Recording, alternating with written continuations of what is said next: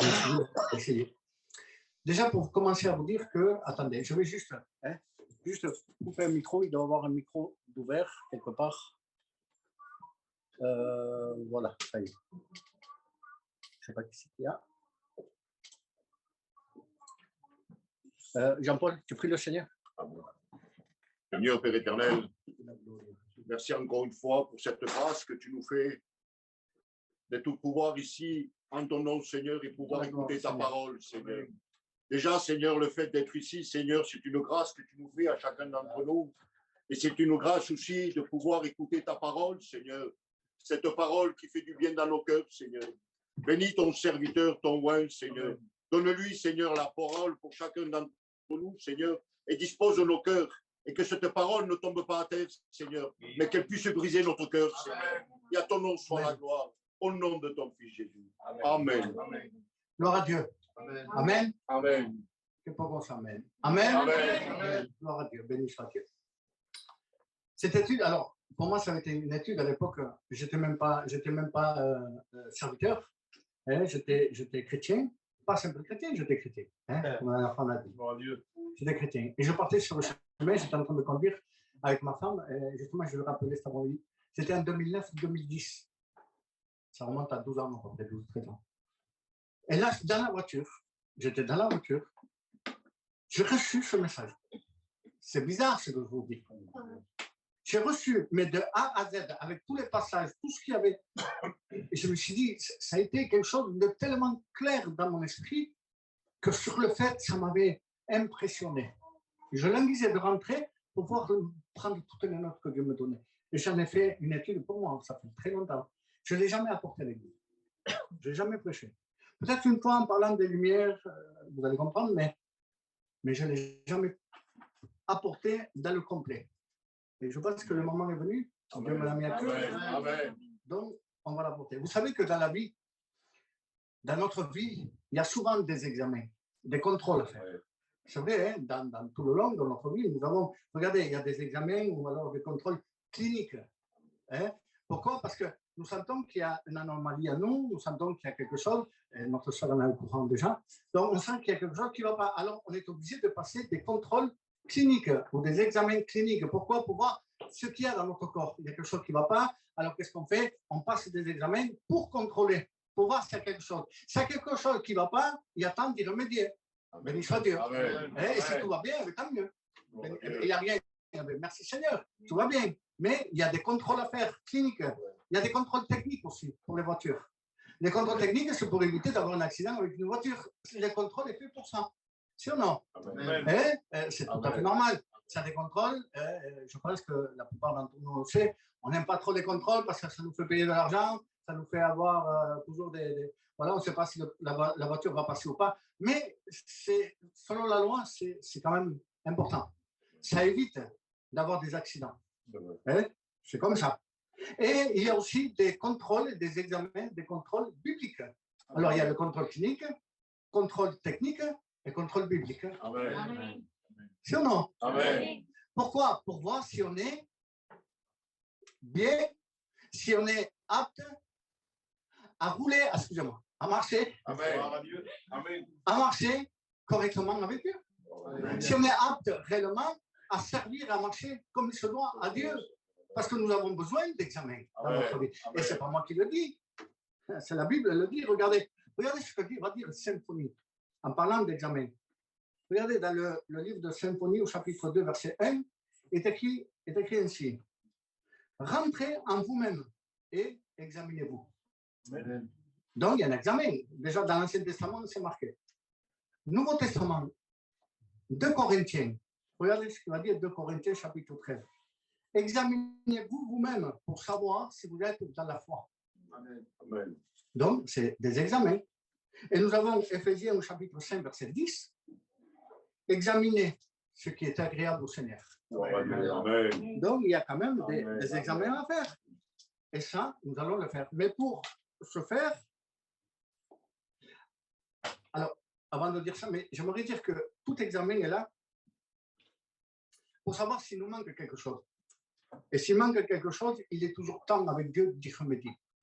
C'est-à-dire, il n'y a pas de, comment dire, il n'y a pas il n'y a pas de fatalité. Si nous passons un contrôle biblique et il nous manque quelque chose, avec Dieu, il y aura toujours temps d'y remédier. Et c'est pour cela que les contrôles sont faits.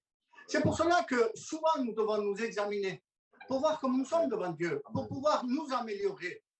C'est normal, c'est comme ça. Donc, il y a toujours quelque chose à faire pour Dieu de meilleur. Amen. Parce que, regardez, vous prenez une voiture, plus ça va le rouler, plus il y a des choses qui vont s'user. C'est normal, les plaquettes de frein, elles vont se gaspiller, s'user, et à un moment donné, il faudra les changer. C'est ou non? Et il y a des choses dans un véhicule qu'il faut changer. Et bien, dans notre vie, si on ne contrôle jamais rien, il y a des choses qui doivent être renouvelées. Vous comprenez? Elles doivent s'améliorer pour avoir une bonne tenue, amen, de route. Que Dieu soit béni. Alors, comme je vous ai dit, pour mieux comprendre ce message, Dieu m'a donné à imager une voiture qui passe un contrôle technique. Vous allez dire, nous parlons de contrôle, oui, je vous parle de contrôle technique, parce que Dieu m'a donné dans le spirituel. Amen. Et chaque point, on le notera, on le verra ensemble, chaque point est vraiment important dans la vie d'un chrétien. Et si Dieu me l'a donné de la manière qu'il me l'avait donné, déjà c'était pour moi, parce qu'à l'époque c'était pour moi, mais de la manière qu'il me l'avait donné, pour moi ça a été comme une révélation, parce que j'ai tout reçu d'un coup. Et je me suis dit, Seigneur, si tu me l'as donné comme ça, c'est parce que tu as pris cette image. Et cette image est bonne. Donc voilà, j'ai pris et j'ai imaginé une voiture qui va passer un contrôle technique pour déterminer si le véhicule est apte à rouler ou non. Ce contrôle va s'effectuer en 2 étapes. Le contrôle technique d'un véhicule s'effectue en 2 étapes. Vous allez comprendre. La première consiste à quoi? À voir les défauts mineurs. C'est des défauts que la voiture est là, mais ce sont des défauts mineurs. Ce n'est pas tellement important. Alors, bien sûr qu'il faudra plus tard les arranger, mais il y a un temps. Ce n'est pas obligé de le faire. La voiture peut rouler, il n'y a pas de problème. Mais il y a des défauts majeurs. Les défauts majeurs veulent dire que le véhicule n'est pas apte à rouler. Tant que le défaut n'est pas réparé, que le propriétaire du véhicule ne répare pas ce défaut, le véhicule ne peut pas rouler. Et pour ça, il y a un temps déterminé, un temps de 2 mois, je crois. Hein? Il y a un temps. C'est-à-dire que le contrôleur et la loi va laisser un temps pour que le véhicule soit réparé. Béni soit Dieu.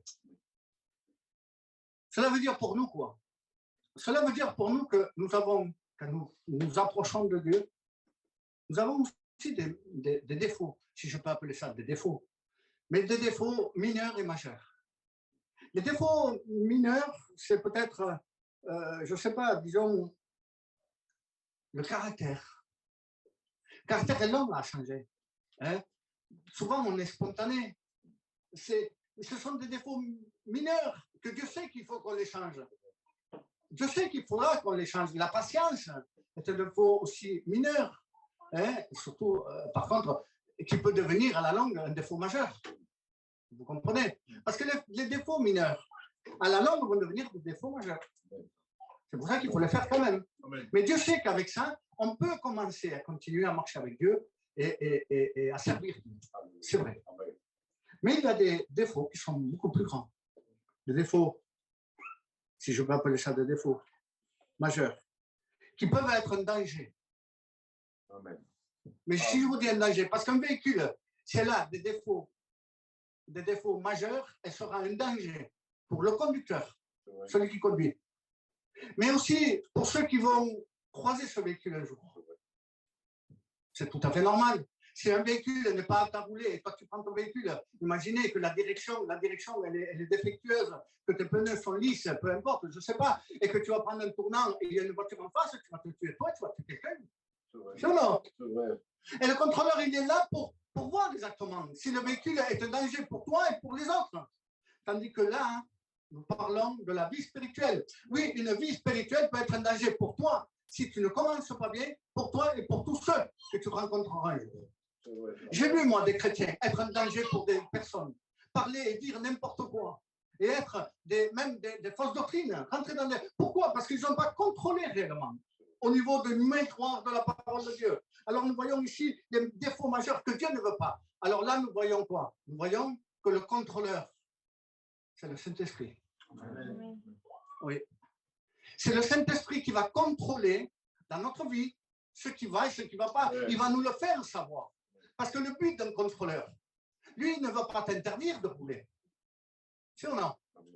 Tu veux ce que tu veux avec ta voiture. Hein? Lui, il va te dire ce qu'il y a. Le Saint-Esprit, lui, il te dit ce qu'il y a dans ta vie. Ce qui va ou ce qui ne va pas. Après, c'est Dieu qui va t'arrêter. C'est Dieu qui t'arrête. Parce que Dieu, lui, c'est lui qui a établi la loi. Et la loi, dans un contrôle technique, est obligatoire. C'est vrai ou pas? Vous prenez un contrôle technique. S'il n'y a pas de contrôle, il y a délit. Un délit, c'est quoi? C'est une amende et l'immobilisation du véhicule. C'est vrai ou pas? C'est comme ça. Et dans le contrôle biblique, hein, c'est pareil. Si Dieu nous demande de nous examiner, de laisser le Saint-Esprit examiner notre cœur, notre vie, pour voir si ça... Et si on ne le laisse pas, on ne veut pas, il y a délit.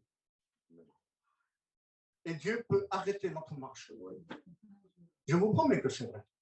Dieu pourra arrêter notre marche. Il y aura sanction, correction, si vous voulez. Mais notre marche sera arrêtée. Parce qu'on n'a pas fait ce que le Seigneur nous demandait. Alors, si on le fait pour la loi, faites-le mieux pour la loi de Dieu. Amen. Que Dieu soit béni. Amen. Parce qu'il y en a beaucoup qui ont peur hein, des gendarmes. Si ou non? Amen. Mais ils ne craignent pas l'Éternel. C'est bizarre, Seigneur. Hay muchos que llevan miedo de la... Allez, il y en a qui ont vraiment peur de la police, les gendarmes, tout ce que vous voulez. Quand ils voient les gendarmes, ils tremblent. Parce qu'ils savent que leur voiture n'est pas tout à fait en règle. C'est vrai? Mais ils ne savent pas que les yeux de Dieu sont toujours sur eux. Amen. Et ils devraient trembler plus encore parce que leur vie n'est pas en règle avec Dieu. Amen. Amen. Amen. Alors, n'ayons pas peur. Si, ayons peur de la gendarmerie, je ne sais pas. En règle, évite de les croiser. Mais tu peux éviter de les croiser. Mais avec Dieu, est-ce que tu pourrais éviter de croiser Dieu? Seigneur. Bon, on continue? Amen. Allez. Amen.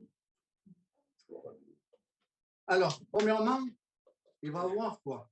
Le contrôleur, il doit voir tout ce qu'il y a à corriger. Défauts majeurs, défauts mineurs.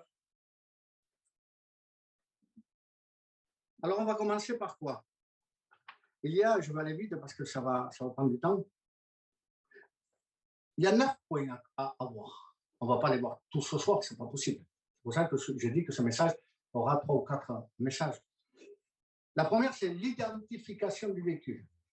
La deuxième, l'éclairage. On va parler de ce qui nous concerne aujourd'hui. L'identification du véhicule et l'éclairage. On ira voir, si le temps me le permet, les pneumatiques, c'est-à-dire les pneus. C'est important tout ça. Hein? Oui. Et après, on verra le reste, la direction, le pare-brise, les freins, la ceinture de sécurité, le klaxon, l'avertisseur sonore et la pollution. Mais là, aujourd'hui, on va prendre premièrement l'identification du véhicule. Ça veut dire quoi? Le contrôleur d'un véhicule, qu'est-ce qu'il va faire? La première chose qu'il va faire, pour ne pas perdre son temps pour rien, si ou non, il ne va pas perdre son temps.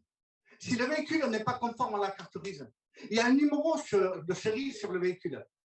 Et il faut qu'il contrôle la carte grise. Il faut que la carte grise soit conforme au véhicule, à la voiture. Pourquoi? Parce que si la carte grise n'est pas conforme au véhicule, ça ne sert à rien de passer le contrôle technique. Monsieur, votre véhicule a été falsifié. Ça ne va pas. On ne passe pas le contrôle technique avec une voiture qui a les faux numéros. Ça veut dire quoi pour nous? Ça veut dire que la première chose que le Saint-Esprit va faire à nous, à celui qui s'approche de Dieu, celui qui est vrai, enfin celui qui est vrai, celui qui s'approche de Dieu, il va faire quelque chose. Il va contrôler quelque chose. Il va contrôler si le cœur est conforme à notre apparence. La carte grise, c'est notre cœur. La carte grise, personne ne la voit. Il n'y a que le propriétaire et le contrôle technique. C'est non. Et la gendarmerie, quand elle nous arrête, mais qui voit la carte grise? Il n'y a que nous. On l'a, nous. D'accord? L'apparence, tout le monde le voit. C'est ou non? La voiture, tout le monde la voit, la voiture. Pas la carte grise. Alors, regardez ce qui se passe. Si la carte grise n'est pas conforme au véhicule, la voiture, elle a été volée. La voiture, c'est du faux. La carte grise, elle est fausse. C'est ou non? Regardez maintenant. Le Saint-Esprit va regarder le cœur. Il va voir si le cœur est conforme à notre apparence. Si c'est vrai. Si c'est sincère. Si ton cœur est sincère. Parce que laissez-moi vous dire que souvent, on a vu souvent des personnes, il y a des personnes dans le monde qui veulent tromper le contrôleur. Si on a un contrôle technique. Ils veulent tromper. Ils veulent tromper en falsifiant les numéros, tout ce que vous voulez. Mais laissez-moi vous dire quelque chose. On peut tromper, non? Est-ce que vous pensez qu'on peut tromper Dieu? On ne peut pas tromper Dieu. On ne peut pas tromper le Saint-Esprit. C'est un expert dans les cœurs. C'est lui qui a créé le cœur. Jamais décide, excusez-moi, mais c'est une vérité. Vous prenez, mettons, une Ford, qui va la connaître mieux que celui qui l'a confectionné, celui qui l'a créé, celui qui l'a fait? C'est Ford, c'est ou non? C'est vrai ou pas? Qui peut connaître mieux le cœur que Dieu? C'est lui qui l'a fait. Donc, le Saint-Esprit, lui, il vient, il contrôle le cœur, il voit si le cœur est vrai avec l'apparence, si ce que nous disons, nous le croyons réellement. Si c'est vrai, si on a rencontré Dieu, si on veut marcher avec Dieu, si c'est véritable, le contrôleur, le Saint-Esprit le voit en nous. Mais maintenant, imaginez que c'est le contraire, parce qu'il y a des personnes, peut-être, qu'elles ont une bonne apparence, de gentillesse, tout ce que vous voulez. Ah, Jésus Santo. On le voit ici, c'est un saint. Mais à la maison, c'est un tyran. Ça ne correspond pas. Imaginez quelqu'un qui a l'air serviable, gentil, tout ce que vous voulez, mais son cœur, il est méchant, irritable, il cherche son propre intérêt. Imaginez. Vous croyez que le Saint-Esprit ne le voit pas? Alors, il arrête là, c'est fini. Il est faux, il n'est pas vrai, lui. Donc, à quoi ça sert de continuer? Le Saint-Esprit ne perd pas son temps. Hein. Vous comprenez bien. Hein? Il convainc tout ce que vous voulez. Non, on change, il ne veut pas changer, ben, reste comme Dieu. Il ne va pas te forcer. Ben, avec Dieu, c'est pareil. On ne trompe pas Dieu. On ne trompe pas Dieu. Regardez, est-ce que c'est moi qui le dis? Dans la Bible. Regardez une expérience qu'il y a quelqu'un qui a... Pierre a passé par une expérience. Regardez ce qui est écrit dans Acte 5. C'est pour vous montrer qu'on peut avoir une apparence. Acte 5, chapitre 1er, chapitre 5, verset 1 à 10. Regardez ce qui est écrit. Regardez. Mais un homme nommé Ananias, avec Saphira, sa femme, vendit une propriété et retint une partie du prix. Sa femme, le sachant, puis il apporta le reste et il déposa au pied de l'apôtre. Pierre dit, Ananias, pourquoi Satan t'a-t-il rempli ton cœur au point que tu mentes au Saint-Esprit et que tu aies retenu une partie du prix du champ? Si nu était vendu, et tu l'aurais regardé, et après qu'il a été vendu, le prix n'était pas à ta disposition, comment as-tu pu mettre dans ton cœur de pareils desseins? Ce n'est pas à des hommes que tu as menti, mais à Dieu. Amen. Ananias entendait ces paroles, tomba et expira. Une grande crainte saisit les auditeurs. Les jeunes gens s'étant levés, enveloppèrent, l'emportèrent et l'ensevelirent. C'est-à-dire, ils vont l'enterrer. Environ 3 heures plus tard, sa femme aussi.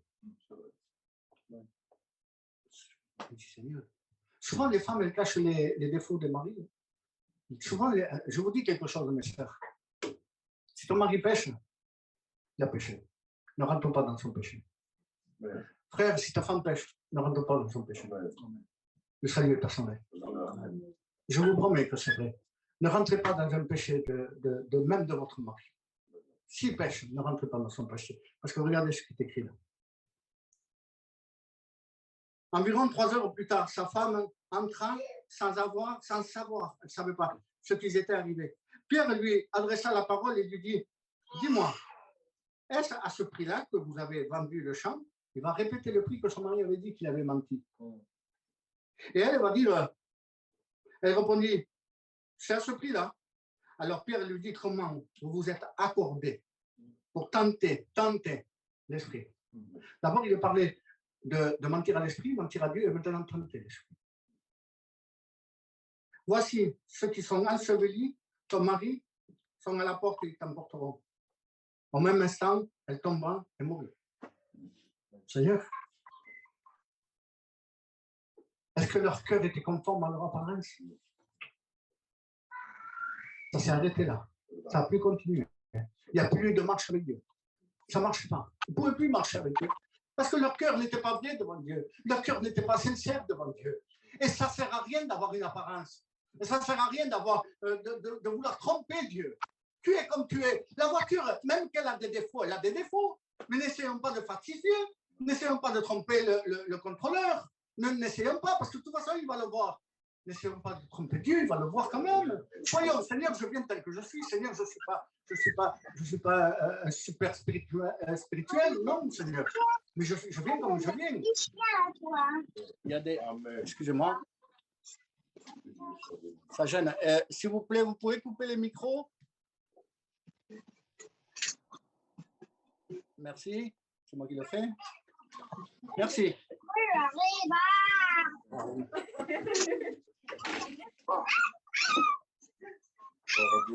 C'est bien les enfants qui rigolent.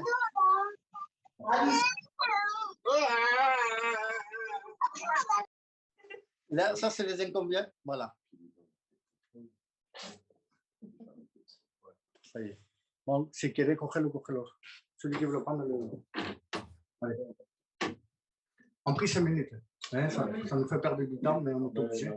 Hein, béni soit Dieu. Seigneur, merci pour ta grâce. Seigneur, donne-moi à parler selon ta grâce et ta volonté. Seigneur, remplis-moi de ton esprit. Aide-moi, Seigneur. Enlève les empêchements et permets que ta parole soit possible avec nous. Seigneur, au nom de Jésus. Amen. Amen. Voilà, comme je vous disais, ça ne sert à rien d'avoir une apparence. L'apparence va t'amener loin de Dieu. La sincérité t'approchera de Dieu. Amen. Être vrai. Comme je disais, la voiture, elle est comme elle est. De toute façon, si tu l'arranges, elle passera le contrôle. Oui. Non. Amen. Mais si tu veux tromper, tu passeras jamais. Alors n'essaye pas de tromper Dieu. Sois viens comme tu es.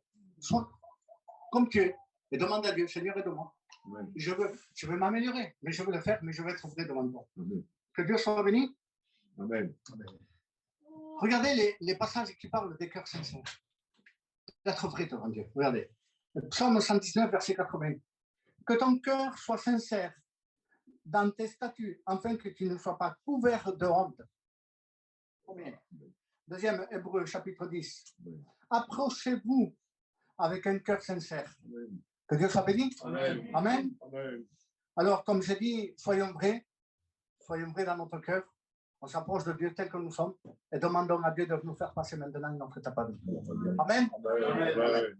Donc voilà, si nous sommes sincères, si nous sommes vrais, nous sommes tous enfants de Dieu, qu'il n'y a pas d'apparence, on va commencer. Amen. Le contrôleur va commencer. Il va prendre quoi? Il va prendre les éclairages. Ça veut dire quoi les éclairages? Ça veut dire toutes les lumières de la voiture. Et il y en a combien? Il y en a plusieurs, regardez. Il y a les feux de position, les feux de croisement, les feux de route, les stops arrière, les clignotants et les feux de détresse. Et chaque lumière, chaque feu ont leur utilité. Dans notre vie à nous, chaque lumière, nous sommes une lumière. Amen. Amen. Logiquement, nous sommes une lumière. Mais là, je vais détailler un peu ce que c'est une lumière. Et chaque lumière doit apporter, doit être utile pour nous et pour notre entourage. Amen. Amen. Que Dieu soit béni. Parce que la voiture, les lumières, elles sont utiles pour elle, mais aussi pour les autres. Amen. Vous allez comprendre. Regardez. Ça veut dire quoi?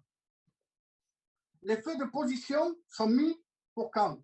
Premièrement, les feux de position sont mis là quand la journée, le jour touche à sa fin et que la nuit va commencer. On met les feux de position. C'est pour démontrer où nous sommes. Ce n'est pas les feux de croisement, c'est les feux de position. La deuxième, c'est quoi? C'est les feux de croisement. Les feux de croisement sont mis quand nous sommes hors. Non, croisement, c'est dans l'agglomération. Quand nous sommes dans l'agglomération, c'est-à-dire dans le village, dans la ville, nous sommes obligés d'avoir les feux de croisement, c'est-à-dire des feux qui sont bas. Amen. C'est des feux qui sont bas, pour ceux qui ne connaissent pas, c'est des feux qui sont bas. Nous avons les feux de route. Ça veut dire quoi? C'est les pleins phares. Ça, c'est quand nous sommes hors agglomération, hors dans la ville, que nous sommes dans des chemins noirs et qu'il n'y a personne qui nous croise et que tout le monde tout est noir. Et là, nous pouvons mettre les pleins phares. C'est ou non? Après, nous avons les feux de route, ça, c'est ce qu'on nous a dit. Nous avons aussi les stops arrière. Ça veut dire quoi? Les stops arrière, ça avertit. Ce sont des avertisseurs qui avertissent ceux qui sont derrière nous qu'on va ralentir et même s'arrêter. Amen. Que Dieu soit béni. Il y a les clignotants. Les clignotants, c'est pareil, ce sont des indicateurs qui vont démontrer si nous allons à droite ou à gauche. C'est ça. Hein? Il y a les feux de détresse. Et les feux de détresse portent leur nom.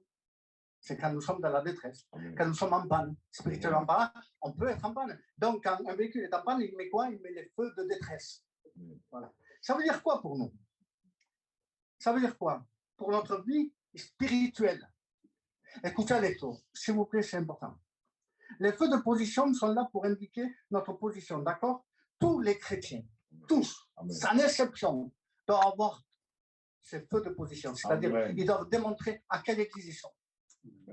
Amen. Un chrétien doit faire partie d'une église. Amen. Ils doivent montrer aux autres où ils sont positionnés, là où ils sont en réalité. C'est ça la réalité d'un chrétien. Un chrétien ne va pas d'une église à une autre. Un chrétien doit être, spirituellement parlant, doit être dans une église propre. Il doit faire membre d'une église. Amen. Entre parenthèses, une brebis, elle ne va pas où elle veut. Hein? C'est ou non? Amen. Une brebis ne va pas d'un troupeau à un autre, d'un autre à un autre. Amen. Non, non, non. Une brebis reste dans un troupeau. Amen. Donc, elle doit être établie. Que Dieu soit béni. Donc, la première chose, c'est ça. Que Dieu soit béni. Amen. Est-ce que vous croyez qu'il y a des personnes qui changent d'église pour oui ou non? Mm. Vous croyez? Amen. Est-ce que vous croyez que c'est normal? Non. Non. Moi, je ne vois pas ça normal. Pour un oui ou non. Hein. Maintenant, si tu déménages, tu habites à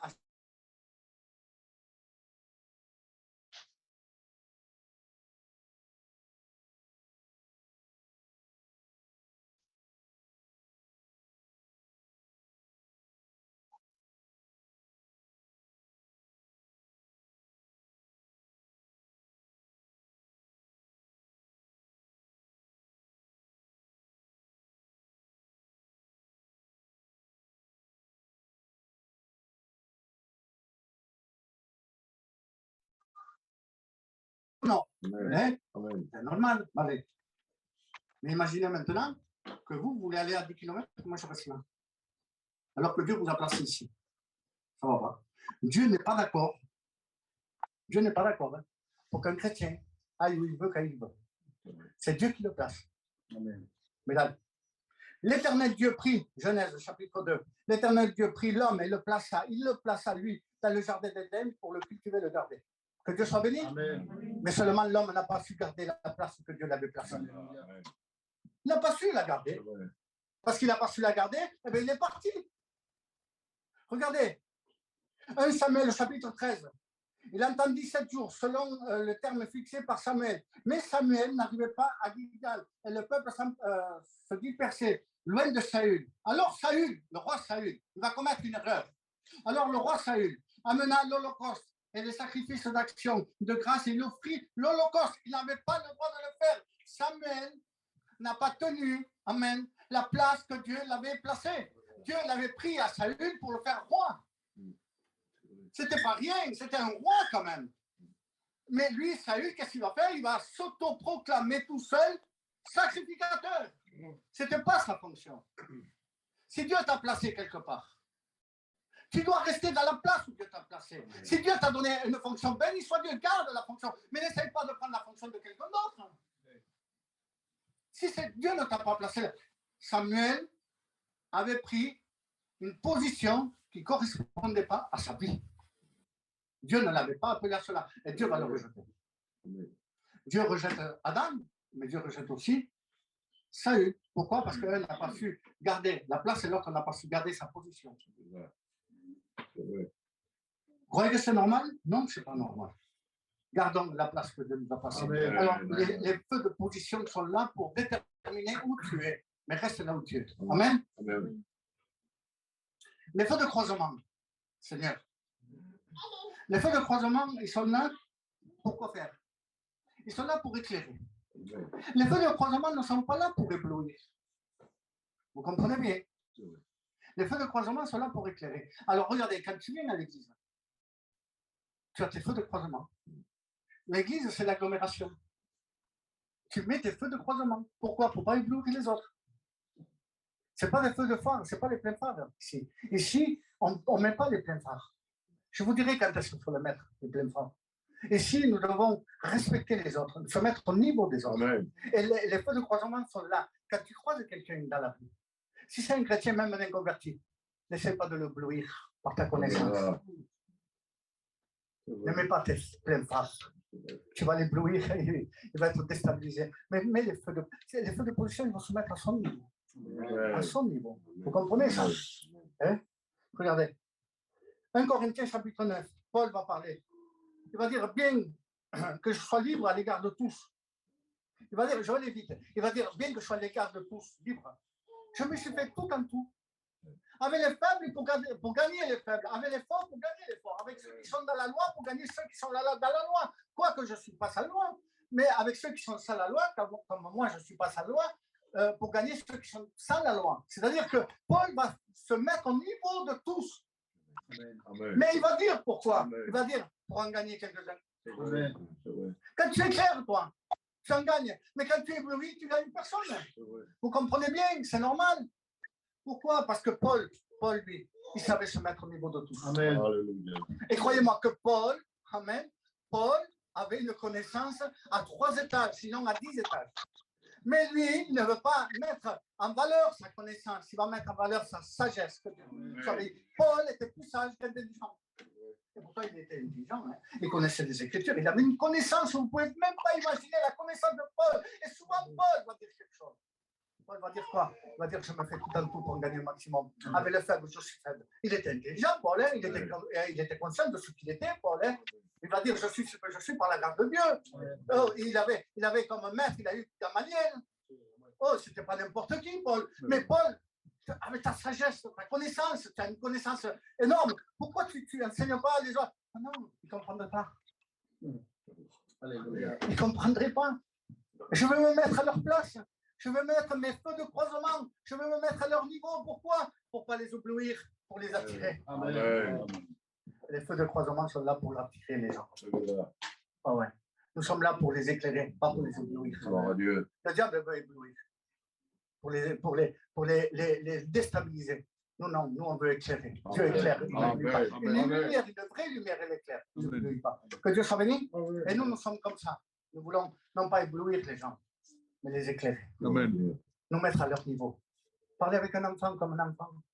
À quoi ça sert de dire à un enfant, Dieu a créé les étoiles, il y a tant d'étoiles dans l'univers. C'est toi, son niveau, un enfant, je vous parle de 12-13 ans, hein, qu'il a l'âge de comprendre. Hein. Tu sais que Jésus t'aime, tu sais que Dieu existe. Amen. Tu sais qu'il est mort pour nous. Amen. On se met à ce niveau, c'est ou non?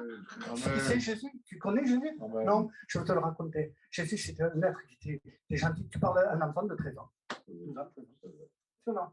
Là, tu parles à quelqu'un qui a peut-être une connaissance. Tu sais que Jésus est mort à la croix. Amen. Tu sais, le sang, qu'est-ce que ça fait?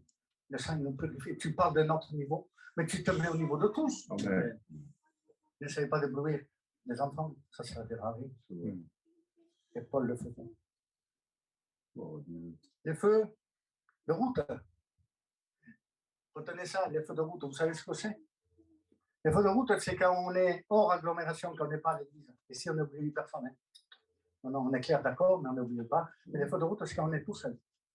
Une voiture, elle est toute seule, dans le chemin noir, dans une forêt, chemin noir, tu vois personne. C'est comme si tu serais perdu. Et là, comme il n'y a personne, il n'y a pas d'autre voiture qui est en face, qu'est-ce que tu fais? Tu mets tes feux de route, les pleins phares, sinon. Parce que tu vois mieux. Ça veut dire quoi pour un chrétien? Pour un chrétien, les feux de route, ça veut dire quoi? Ça veut dire que c'est là, quand les ténèbres sont intenses, quand tu te retrouves tout seul, que là, il y a peut-être tu te sens seul, et tu ne peux pas, tu as un problème, une difficulté, les ténèbres sont là, l'obscurité est là, et bien c'est là où il faut mettre toute ta connaissance en action. Amen. Amen. Amen. C'est pas là, c'est pas l'église qu'il faut éblouir, c'est là où il faut éblouir. C'est là où il faut illuminer comme un flambeau. Amen. C'est quand tout va mal. C'est là où tout ton être, c'est là où tu dois mettre en action tout ce que tu as appris du Seigneur. Cette lumière que tu es, c'est là où tu dois la mettre en action. Amen. Quand tout va mal, quand tu passes par un désert, le noir, quand il y a le noir, les ténèbres, c'est là où tu dois prier réellement comme un homme. C'est pas l'église, hein. À l'église, tout le monde le voit bien, hein. La verdad, hein. Et les gens vont voir ça, si ou non? Les gens, ils vont le voir. Et ça, c'est en même temps, c'est être humble. Tu mets les feux de route, c'est pour éclairer. Tu es dans les ténèbres et tu croises un autre chrétien, tu remets tes feux de croisement. Pourquoi? Il ne faut pas l'éblouir encore. Il ne faut pas qu'il dise, ah, il était chrétien. Non, ça, c'est l'humilité. C'est l'humilité. Alléluia. Nous devons faire pareil. Que nous sommes tout seuls. Que nous avons le problème qui est là, la maladie. Que nous passons vraiment par énorme. C'est là où nous devons prier. Amen. De tous les feux. Amen.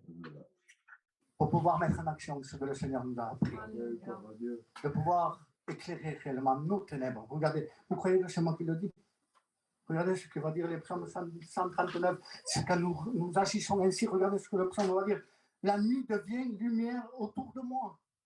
Seigneur, c'est Dieu qui va parler, il va dire, la nuit devient lumière autour de moi. Que Dieu soit béni. Même les ténèbres ne sont pas obscures pour toi. La nuit brille comme le jour et les ténèbres comme la lumière. Amen. Que Dieu soit béni. Amen. Seigneur. Regardez dans Job, chapitre 29. Quand ta lampe brillait sur ma tête et que la lumière me gardait dans les ténèbres. C'est la lumière de Dieu qui nous garde dans les ténèbres. C'est cette lumière. Parce que nous avons peur, c'est vrai, mais la lumière, elle est là pour te diriger. Amen. S'il vous plaît. S'il vous plaît.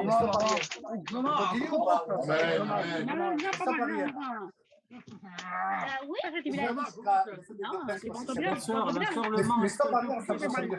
les stop arrière sont des signaux de ralentissement aux autres pour leur montrer que nous ralentissons, on s'arrête.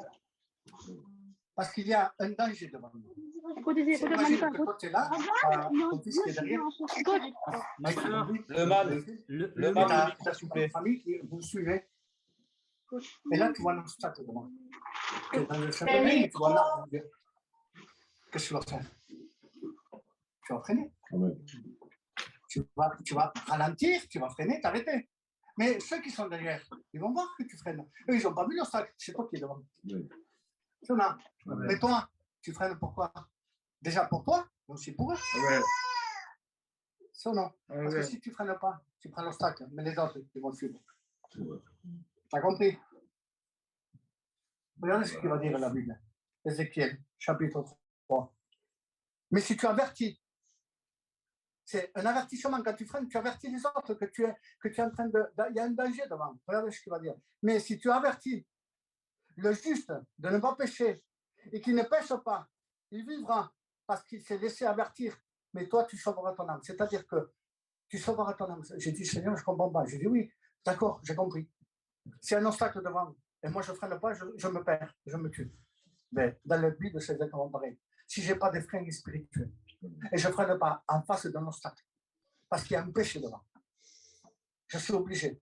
Je vous dis la vérité, je suis obligé de mourir. Je vais mourir, je vais prendre l'obstacle. Mais ceux qui sont derrière moi, qui me suivent, ma femme, si j'ai de la famille qui ont les yeux posés sur moi, c'est pour vous, les enfants qui sont convertis, eh bien, ils vont suivre pareil. Ils ne vont pas s'arrêter, ils vont prendre l'obstacle et il va leur arriver un malheur. Mais si toi, tu les avertis, tu es en train de freiner, tu freines, ta femme qui est derrière, en train de conduire aussi sa vie, l'autre, l'enfant qui est aussi derrière, qui est en train de conduire sa vie et qui te voit tous les jours. Quand toi, tu freines, eh bien, tu es en train de leur avertir, il faut freiner là. Il y a un danger, il y a un péché. Là, on va l'éviter. Tu contournes, si ou non? Amen. Ils vont faire pareil. Et ça, tu sauveras la vie de ceux qui sont derrière toi. Amen. Que Dieu soit béni. Amen. Tu vas en sauver d'autres pour toi, parce que tu vois, toi, ce qu'il y a devant. Que Dieu soit béni. Amen. Parce qu'il y a des gens qui sont derrière nous et qui ne voyaient pas le danger. Et nous, on est là pour les avertir. Il faut s'arrêter là. Il y a un obstacle, il faut s'arrêter. Et bien, on s'arrête. Mais pour les arrêter, il faut qu'on ait quand même le feu qui marche. Amen. Amen. Amen. Amen. Les clignotants. C'est-à-dire, là, je fais le contrôle de tout. Les clignotants, c'est quoi? Ce sont aussi des signaux qui indiquent que nous allons tourner à droite ou à gauche. C'est ou non? C'est quoi pour notre vie spirituelle? Eh bien, notre vie spirituelle, nous avons aussi des clignotants spirituellement parlant. Ça veut dire qu'il faut demander, il faut dire aux autres ce que nous allons. C'est-à-dire, non pas, allez, je m'en vais à Béziers, je m'en vais à Toulon, je m'en vais à Narbonne. C'est pas ça. Non, non. Mais dans notre vie spirituelle, c'est de dire où, de quelle direction nous prenons. La direction. Parce que des fois, nous devons prendre une direction. Mais c'est pour indiquer aux autres la direction à prendre. Nous devons indiquer aux autres la direction. Ça veut dire quoi? Ça veut dire que beaucoup de personnes peuvent se tromper par des faux raisonnements. C'est vrai, Dieu. Amen. Il y a des personnes qui peuvent se tromper par des faux raisonnements, et j'irai plus loin, par des fausses doctrines. C'est vrai, Dieu. Alors mettons les clignotants. Amen. Non, non, c'est cette direction qu'il faut prendre. Amen. C'est pas à droite, hein, c'est à gauche. Ou alors c'est pas à gauche, c'est à droite qu'il faut aller. Non, non, là tu es en train de te tromper. Suis-moi, je connais le chemin. Mais là tu es en train de te tromper. Alors qu'est-ce que ça veut dire? Ça veut dire que nous sommes obligés d'indiquer aux autres aussi le chemin qui amène au ciel. Amen. Amen, parce que nous on le connaît. Amen. Que Dieu soit béni. Amen. Regardez ce que Jacques va dire. Mes frères, si quelqu'un parmi vous s'est égaré, il va dire de loin de la vérité, et que notre, c'est-à-dire toi qui les clientants fonctionnent bien, regarde, si quelqu'un s'est égaré et que toi tu es devant, que quelqu'un le ramène, qu'il sache qu'il a ramené un pécheur de la voie qui s'était égaré Amen. et sauve une âme de la mort. Amen. Seigneur, ça veut dire quoi? Ça veut dire que tu vas mettre ton pied en tête, tu vas indiquer aux autres, non, c'est pas ce chemin, c'est celui-là. Et tu vas l'empêcher d'aller vers la mort, tu vas le rejoindre, tu vas lui dire, prends la vie. Amen. Amen. Amen. Que Dieu soit béni. Amen. Amen. On passe au feu de détresse et on finit là avec les liens. Ça, c'est un point que Dieu m'avait donné que j'ai vraiment aimé. Tout j'ai aimé, mais celui-ci. Les feux de détresse, ils sont là pour toi. C'est pour montrer aussi, c'est des indicateurs, des indiquer aux gens que nous sommes en panne spirituelle. C'est vrai ou non? Quand tu restes en panne avec un véhicule, qu'est-ce que tu fais d'entrée? Tu mets tes feux de détresse. Les warnings. C'est ou non? C'est pour montrer aux gens que tu es en panne, que tu as un besoin. Et les gens, quand ils voient quelqu'un avec les warnings, avec les feux de détresse, qu'est-ce qu'ils font? Logiquement, hein, si c'est quelqu'un de bien, ils s'arrêtent. Amen. Parce que maintenant, tu ne mets pas tes feux de détresse, et tu vois, je ne sais pas, ils ne connaissent pas, ils passent devant, c'est ou non? C'est vrai ou pas? Moi, ça m'est arrivé une fois. J'ai vu quelqu'un, j'ai vu les feux de détresse. C'était quelqu'un que je connaissais. Je me suis arrêté de suite. Parce qu'il avait mis les feux de détresse. Après, je ne sais pas s'il est là parce qu'il connaît quelqu'un, il a laissé la voiture pour aller, je ne sais pas moi. Je ne sais pas moi. Mais si je vois les warnings, c'est différent. Je sais qu'il est en panne. C'est ou non? Eh bien, les feux de détresse sont là pour dire aux autres qu'on est en panne.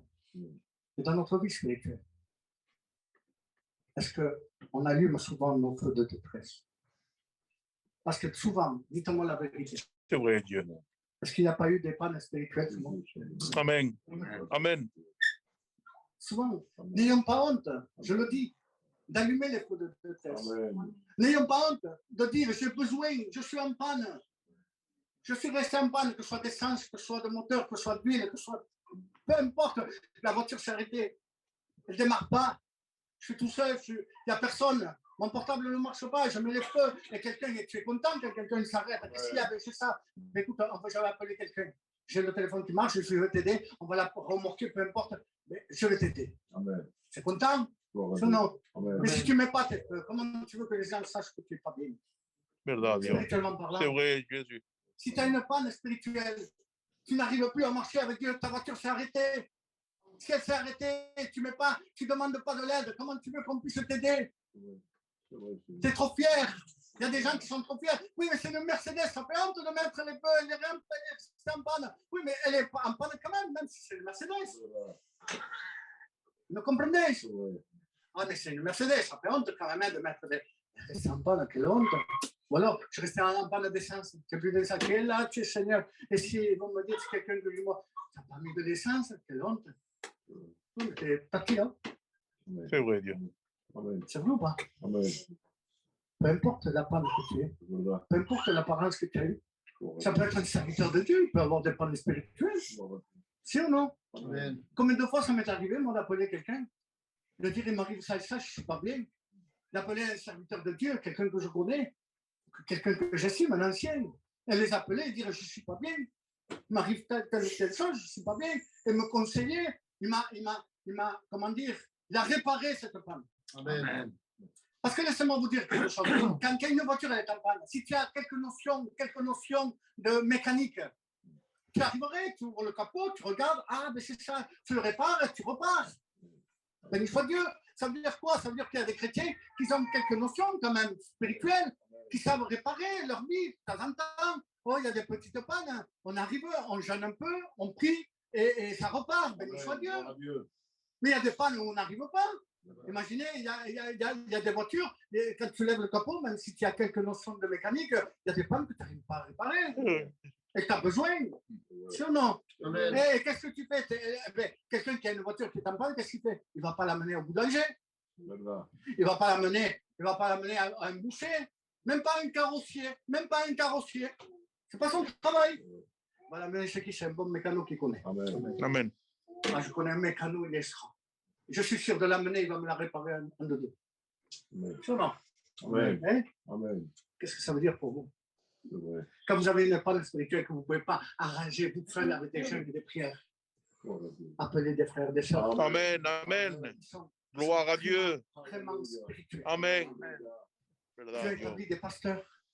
Dieu a établi des anciens. Dieu a établi des hommes et des femmes capables d'aider. C'est ou non? N'aie pas peur, ne va pas te tourner vers quelqu'un qui ne saura pas te conseiller. Si ce n'est pas un mécano, si c'est un boulanger, il va te dire, je vends du pain, je ne suis pas mécano, moi. Et bien l'autre, il va te dire, oui, mais moi, j'ai mes problèmes aussi. Je ne peux rien faire pour toi. Il ne te le dira pas en face, mais il le pensera. On va avoir un pasteur, un responsable, un chrétien mûr dans le Seigneur. Mon frère, ma soeur, regarde, je n'arrive pas. Je ne sais pas, je ne suis pas bien. Ça fait quelques jours, là, ça ne repart pas. J'arrive plus à prier. Tu veux m'aider? Alors la sœur spirituelle, écoute, on va prier ensemble. On va prier ensemble, écoute, on va jeûner ensemble, on va prier. Les frères, c'est pareil. Mon frère, je ne suis pas bien. Mais écoute, tu sais ce que je vais faire? On va passer un moment ensemble, on va faire un veillée chez toi. Je ne sais pas, il y a quelque chose à faire. On ne peut pas rester comme ça. Une voiture, elle ne peut pas rester en panne toute la vie. Et plus tôt tu la répareras, plus tôt tu marcheras avec. C'est ou non? Amen. Plus tôt tu répareras ta vie spirituelle, plus tôt tu marcheras avec Dieu. Amen. Gloire à Dieu.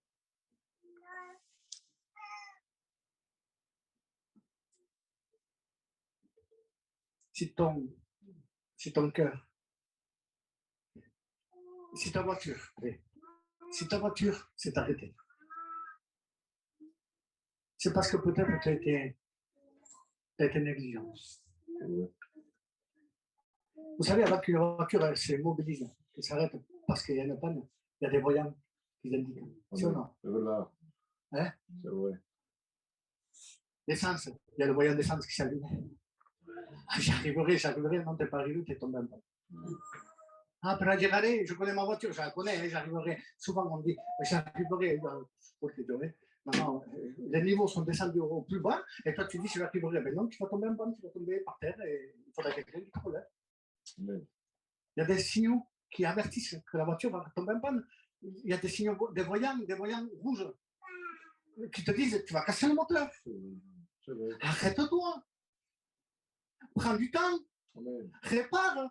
Et après, tu roules. Mais là, mes sobrinos, ils devaient partir en Espagne. Il m'appelle, ton nom, j'ai un voyant qui s'allumait. Je lui dis, non, il n'y va pas. Et heureusement, il a écouté. Il y a un voyant qui s'allumait dans sa voiture. Mais lui, il n'a pas réparé. Il n'est pas allé en Espagne. Il a fait demi-tour. À 7, il a fait demi-tour. Il est revenu chez lui. Il a roulé ici. Mais sa voiture, d'un coup, il a écrit en panne. Je lui dis, tu l'avais vu, il fallait le réparer avant. Amen. C'est ou non? Amen. Mais là, c'est pareil, il y a des voyants qui nous avertissent. C'est quoi les voyants qui nous avertissent? Qu'on va rester en panne spirituelle. Qui le savait? Je finis avec ça, hein? Amen. Regardez, le manque de lecture. Premier voyant, bon, Janolès. Comment ça fait que tu ne lis pas la Bible? Avant, tu la lisais, tu regardais. Moi, tu la méditais, tu avais même des points. Seigneur, madame, punto. Parce que tu as lu la Bible. Pourquoi tu la lis? Amen. Manque de lecture de la Bible. Premier point, premier voyant qui s'allume. Ta voiture va s'arrêter. Mais toi, tu ne fais pas attention. Deuxième voyant, manque de prière. On a des réunions de prière, on ne les voit pas.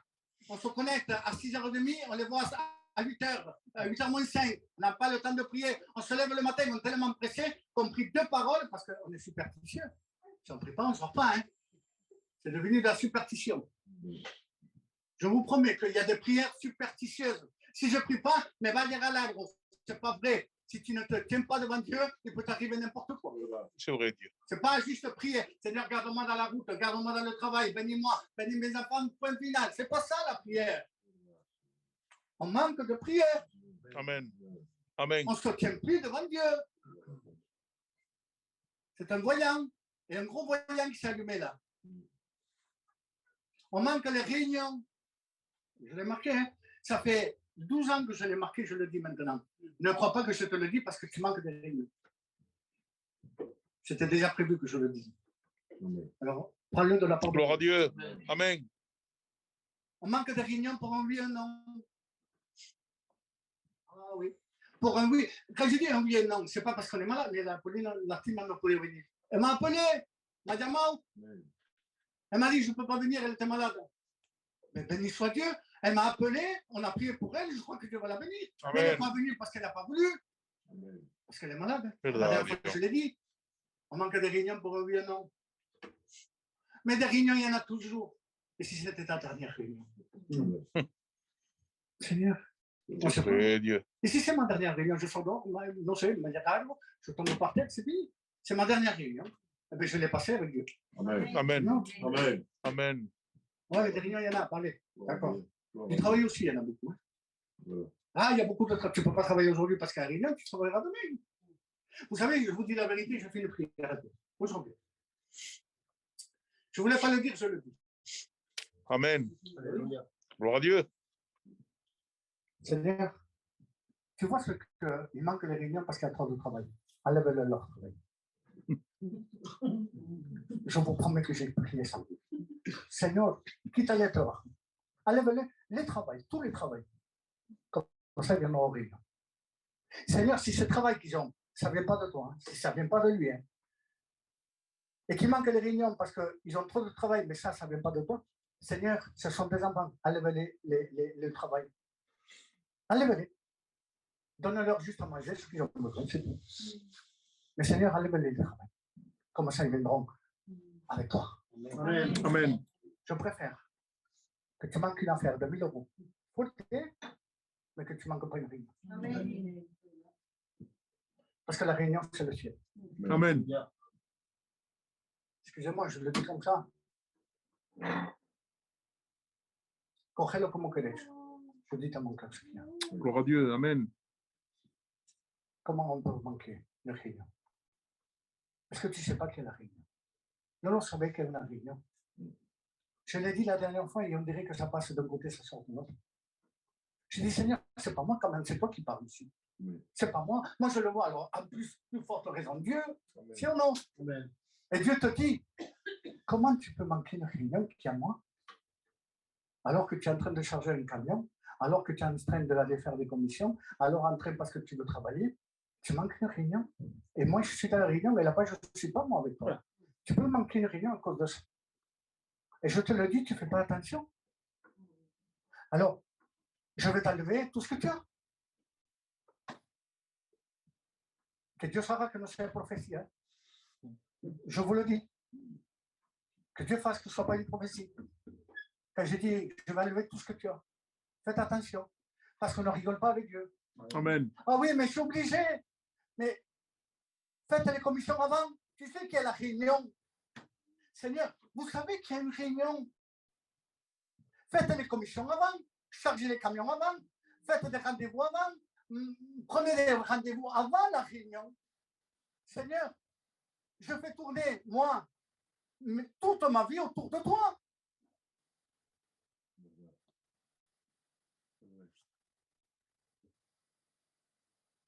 Tes feux de détresse ne sont pas allumés, tu es en panne.